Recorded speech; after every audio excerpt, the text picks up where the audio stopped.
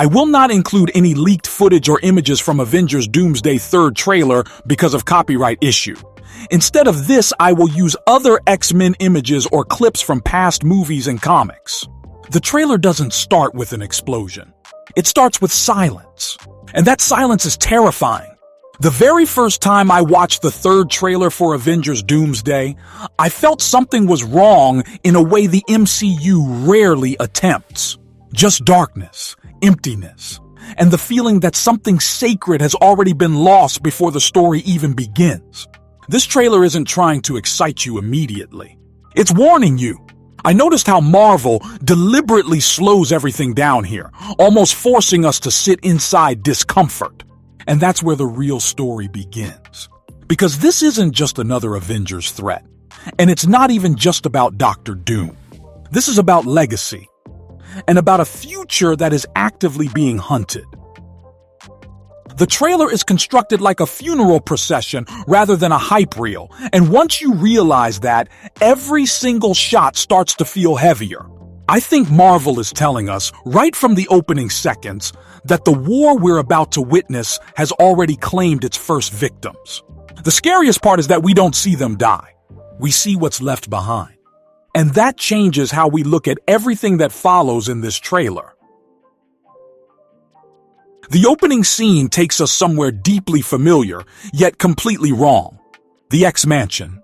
But not the version filled with laughter, training sessions, or young mutants discovering who they are. This place is hollow. Dark corridors stretch endlessly, lit only by cold, dying lights. There's no background score guiding our emotions, which makes the emptiness feel louder. I noticed how the camera moves slowly, almost respectfully, like it's afraid to disturb the ruins. This immediately tells me one thing. Whatever happened here wasn't just a battle. It was a tragedy. The X-Men as a team don't feel defeated physically. They feel broken psychologically. The camera eventually settles on the iconic metal plate reading Xavier's School for Gifted Youngsters. And that shot alone carries decades of cinematic and comic history. It's a deliberate callback to the original X-Men films and Days of Future Past, and I think Marvel is intentionally honoring that legacy while also showing us its end. This isn't just a destroyed building. It's the collapse of a dream. A school meant to protect the next generation now stands as proof that protection failed. And that failure sets the emotional tone for everything else in this trailer. As the camera pulls back, we finally see Professor Charles Xavier himself sitting alone in his wheelchair in the distance. That image hit me harder than any explosion could. Because Charles isn't rushing. He isn't panicking. He looks tired, resigned, like someone who has already lost more than he can process. I noticed how the mansion isn't just physically damaged. It feels abandoned, as if hope itself evacuated long ago. This tells me that the X-Men didn't just lose a fight. They lost faith. Charles Xavier has always been the embodiment of belief in coexistence, in a better tomorrow. Seeing him here, surrounded by ruins, suggests that tomorrow might already be gone. The framing is important too. Charles is small in the shot, overwhelmed by the environment, which visually communicates that even the strongest minds can be crushed by the weight of what Doom has unleashed. This is Marvel quietly telling us that intellect and ideals alone are no longer enough. Whatever Dr. Doom has done, it has shaken the very foundation of mutant kind. And the most chilling part is that we're not shown the attack itself. We're shown the aftermath, because sometimes what comes after is far more haunting than the violence. Then comes one of the most symbolic moments in the entire trailer. Charles' wheelchair rolls forward, slowly entering the frame, and above him floats a chess piece. A king. I had to pause the trailer here because this isn't just visual flair. Chess has always represented the philosophical war between Charles Xavier and Eric Lehnsherr. Their friendship, rivalry, and ideological conflict have always played out like a strategic board game. The king piece specifically represents sacrifice, protection, and the endgame. When I saw that, it became clear that this story is already in its final phase. This isn't about setting things up anymore. It's about what you're willing to lose to protect what matters. The king doesn't attack. It survives. And that's important, because survival here comes at a cost. The blurred figure of Magneto in the background confirms that cost. For the first time, these two aren't framed as opposites. They're framed as allies. And when Charles and Eric finally reach out and hold hands, it's not a moment of victory. It's a moment of acceptance. I think Marvel is saying that doom is such a monumental threat that even lifelong enemies have no choice but to stand together, knowing full well they may not survive what's coming. What makes this moment even more haunting is the subtle emotional shift between them. Charles is wearing a blue jacket with a black and red X symbol, blending classic X-Men colors with a darker, modern tone. That costume choice matters. Blue has always symbolized hope, while red often signals blood, danger, or sacrifice. Combined, they tell us that hope now comes with a price. When Charles and Eric share that quiet smile, it's not reassurance. It's acknowledgement. They both know this might be their last stand. I noticed how Marvel avoids dialogue here entirely, letting body language do the storytelling. That silence returns, reinforcing the idea that words are no longer enough. This is a war where ideals have already failed. Only action remains. In the comics, moments like this only happen when the threat transcends personal conflict. Apocalypse, doom, entities that challenge existence itself. By placing Magneto and Xavier side by side, Marvel is elevating doom to that level without a single line of exposition. And that's powerful.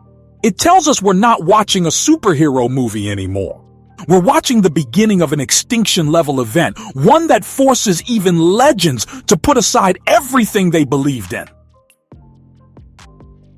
The trailer then cuts sharply, and the tone shifts from quiet despair to raw, uncontrolled rage. Cyclops. This scene is brutal.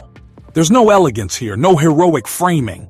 Scott Summers removes his visor, his face smeared with what looks like mud, ash, or blood. I noticed how his expression isn't focused. It's fractured. Cyclops has always been portrayed as disciplined, controlled, the perfect soldier. But here that control is gone. The optic blast erupts from his eyes uncontrollably, tearing through the frame with pure destructive force. And behind him, partially obscured, are the massive metal legs of a sentinel. That single visual confirms something horrifying. Mutant extermination is back on the table. Sentinels aren't just weapons. They're symbols of genocide. Their presence tells us that someone has escalated the conflict to its darkest possible extreme. The fact that Cyclops removes his visor willingly suggests this isn't a tactical decision. It's an emotional collapse. This is a man who no longer cares about collateral damage. And that's what scares me the most. Because when characters like Scott Summers lose restraint, it means the world around them has already crossed a line that can't be uncrossed. What really struck me here is how stripped down Cyclops' costume is. No classic trunks, no bright heroic flair. It's modern, grounded, and painfully real. This isn't a superhero uniform. It's battle gear, and it reflects the emotional state he's in. I think Marvel is intentionally showing us that Scott isn't fighting to win anymore. He's fighting because he has nothing left to lose. The optic blast isn't framed as a triumphant attack. It's framed as an outburst, almost like a scream. The sentinel behind him doesn't even seem to be the focus of his rage. It feels like his anger is directed at the universe itself. That made me stop and think. Cyclops doesn't break like this over strategy or ideology. He breaks over family, over loss. Which brings us to the most important question this trailer quietly asks without answering: what happened to Rachel Summers? Because nothing else explains this level of pain.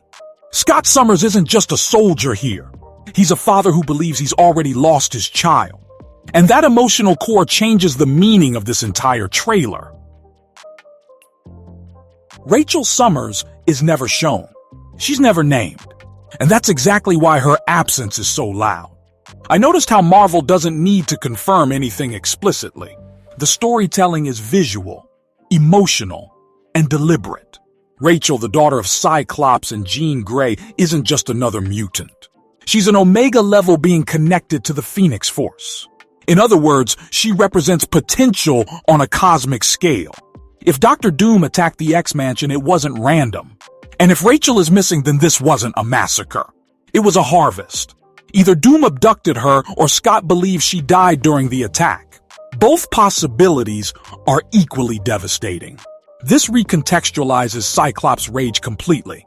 This isn't battlefield fury. This is grief weaponized. I think Marvel is planting the seed here that Doom isn't interested in ruling the present. He's targeting the future. And children like Rachel are not collateral damage. They are objectives, which makes this war far more disturbing than anything we've seen before. Because it's not about territory or power anymore. It's about ownership of what comes next. When I stepped back and looked at this trailer alongside the previous ones, a pattern started to emerge, and it's impossible to ignore once you see it. The first trailer focused heavily on legacy and a child connected to Steve Rogers. The second trailer showed Thor pleading, not for victory, but to stay with his daughter. Now this third trailer centers on Cyclops' loss and the implied disappearance of Rachel Summers. These aren't coincidences. Marvel is deliberately shifting the emotional center of the story away from the heroes themselves and toward their children. I think that's the real horror here. Dr. Doom isn't just fighting the Avengers or the X-Men. He's attacking the idea of a future that doesn't belong to him. We've seen the damage. We've felt the loss. But we haven't yet confronted the full scope of what he's building toward. And trust me, once you see how all of this connects, the story becomes even darker. When I reached this point in the trailer, everything suddenly clicked for me. The emotional damage we've been witnessing isn't random pain scattered across different heroes. It's structured. It's deliberate. Dr. Doom isn't reacting to the heroes. He's shaping them. And more importantly, he's shaping what comes after them. Once you view the trailer through that lens, every scene from the previous trailers aligns into a single, horrifying strategy. Doom isn't obsessed with conquest in the traditional sense. He's obsessed with control over destiny itself. That's why the focus keeps shifting toward children, toward successors, toward beings whose power isn't fully realized yet. Doom understands something the heroes don't. You don't need to defeat legends if you can prevent new ones from ever rising. That realization transforms this movie from a standard end-of-the-world narrative into something far more unsettling. This isn't about survival. It's about erasure of possibility. And that's why the emotional weight in this trailer feels so heavy. Everyone already senses what Doom is doing, even if they don't fully understand it yet. They're not fighting to win. They're fighting to preserve the idea that the future still belongs to them. This pattern becomes even clearer when you revisit the earlier trailers with this perspective in mind. The first trailer wasn't just nostalgic, it was intimate. Steve Rogers wasn't framed as a symbol or a leader. He was framed as a guardian, emotionally tied to a child who represents everything he fought for. Legacy, values, moral continuity. The second trailer pushes this theme further with Thor, a god who has lived for centuries, reduced to one desperate plea to stay with his daughter. Not to save the world, not to defeat Doom, just to be present. I noticed how that line lands differently now. It's not weakness, it's fear. Thor, of all people, senses that this war doesn't end with victory or defeat. It ends with absence. Doom threatens to take away not just lives, but bloodlines, futures, and stories yet to be written. By the time we reach the third trailer and see the X-Men shattered, it feels less like escalation and more like confirmation. Doom's campaign is already underway, and the heroes are already late. The Fantastic Four reference seals this interpretation completely. Doom has already crossed paths with Franklin Richards, and that alone is terrifying. Franklin isn't just powerful, he's a walking multiverse reset button. a child capable of rewriting reality itself. If Doom has identified Franklin as a target, then his ambitions go far beyond domination. He wants authorship. He wants to decide which realities are allowed to exist. This is where the idea of Battleworld starts to quietly loom in the background. I think Marvel is being very intentional by not naming it outright yet. Instead, they're letting us feel its inevitability. Doom gathering, reality warping children, Omega-level mutants, God-born heirs, it all points toward a single endgame. A fractured multiverse stitched together under one ruler. Not a king by inheritance, but by design. God Emperor Doom isn't just a fan service concept here. He's the logical conclusion of everything we're seeing. And the most chilling part is that Doom doesn't see himself as a villain in this scenario. He sees himself as a necessary correction to chaos. What makes Doom so dangerous in this story isn't just his intelligence or his power. It's his philosophy. Doom believes the multiverse is inherently unstable because it's left in the hands of emotionally driven heroes. Heroes who love, who hesitate, who protect selectively. By targeting their children, Doom exposes their greatest weakness. Every hero in this trailer is compromised. Cyclops loses control because of Rachel. Thor is vulnerable because of his daughter. Steve Rogers is emotionally anchored to legacy. Doom is exploiting that humanity. I think that's why the trailer feels so cruel. Doom isn't attacking cities, he's attacking hearts. And the heroes can't fight back cleanly because doing so risks destroying the very people they're trying to save. This creates a moral stalemate that Doom thrives in. He doesn't need to win every battle. He just needs the heroes to hesitate long enough for him to reshape reality in his image. And by the time they realize the scope of his plan, it may already be irreversible. This is why the unification of Charles Xavier and Magneto carries such weight. Magneto has always believed that mutants must dominate to survive, while Charles believed in coexistence. Doom renders both philosophies obsolete. Survival isn't enough if the future is stolen. Dominance means nothing if there's nothing left to inherit. Their alliance isn't ideological reconciliation. It's desperation. I noticed how the trailer doesn't frame them as leaders rallying an army. They're survivors, forming a last line of defense. And that's a terrifying downgrade. These are characters who have shaped entire eras of storytelling, now reduced to guardians standing in front of a door that may already be broken. Their unity signals that the traditional rules of hero versus villain no longer apply. This is an extinction-level chess match, and Doom is several moves ahead. The floating king piece earlier wasn't just symbolism, it was prophecy. Someone will have to be sacrificed to protect what little remains, and that someone might not even succeed. Cyclops' final optic blast shot ties all of this together in one devastating image. When I rewatched that moment with this broader context, it stopped feeling like a battle scene and started feeling like a declaration. Scott isn't aiming at the Sentinel. He's aiming at fate. That blast represents the last refusal. The refusal to accept a future dictated by Doom. And yet it also feels tragically futile. Because raw power, no matter how intense, doesn't counter a plan built on inevitability. Cyclops' scream of energy is the sound of a father trying to burn his way through destiny itself. And Doom knows this. He's counting on it. Because emotional heroes make predictable moves. They charge. They react. They sacrifice themselves. Doom, meanwhile, operates on patience. He doesn't need Cyclops to lose. He just needs Cyclops distracted. Every second spent fighting Sentinels is a second Doom uses to tighten his grip on the future. That's why I believe this trailer isn't hype-driven at all. It's mournful. It's a warning disguised as spectacle. Marvel isn't telling us how epic the war will be. They're telling us what it will cost. The X-Men are already broken. The Avengers are emotionally compromised. The Fantastic Four are exposed through their child. Doom has successfully shifted the battlefield from physical space to generational time.